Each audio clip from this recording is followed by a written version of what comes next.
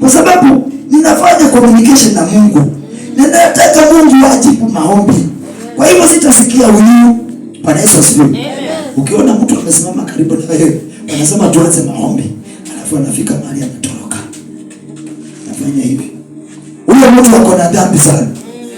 Na kwa sababu amesema tutubu, anaogopa akisema dhambi yake mwingine atasikia. Baba nisamehe, nilitusi huyo mtoto na mtu. Baba nisamehe.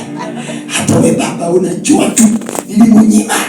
Baba unajua nilikuwa na pesa lakini sikusaidia mtu.